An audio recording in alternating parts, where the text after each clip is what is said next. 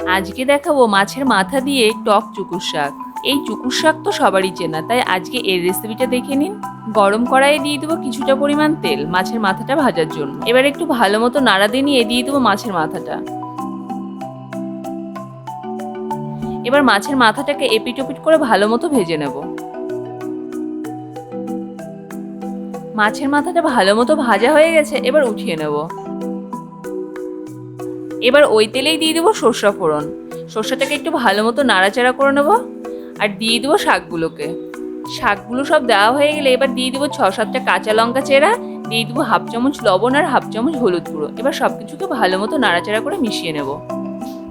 আর বন্ধুরা, এই শাকটা রান্না করার সময় এটা কিন্তু বেশিরভাগ সময় নাড়াচাড়া করতে হবে, না হলে কিন্তু নিচে লেগে যাবে। আর এই টক শাকটা মাছের মাথাতে করলে কিন্তু খেতে দারুণ লাগে। এই প্রসেসটা দেখে রাখুন, বাড়িতে কিন্তু অবশ্যই একবার ট্রাই করবেন। শাকটা আমার ভালো মতো নরম হয়ে গেছে, এবার মাছগুলোকে দিয়ে দেবো। মানে মাছের মাথাটাকে দিয়ে দিলাম। মাছের মাথাটাকে কিন্তু আমি ভেঙে গুঁড়ো গুঁড়ো করে নিয়েছি। এবার ভালো মতো ঘেটে মাছের মাথাটাকে টক শাকের সঙ্গে মিশিয়ে নেব। মাছের মাথাটাকে শাকের সঙ্গে ভালো মতো মেশানোর জন্য এইভাবে কিন্তু বারে বারে ঘাঁটতে থাকতে হবে। আর এইভাবে ঘাঁটতে ঘাঁটতে যখন দেখবেন জলটা অনেকটা টেনে এসছে আর আঠা আঠা হয়ে গেছে শাকটা, তখন ভাববেন যে হয়ে গেছে। আমার টক শাকটা হয়ে গেছে, এবার আমি গ্যাসটাকে অফ করে দেবো। সবাই ভালো থাকুন, সুস্থ থাকুন। ধন্যবাদ বন্ধুরা।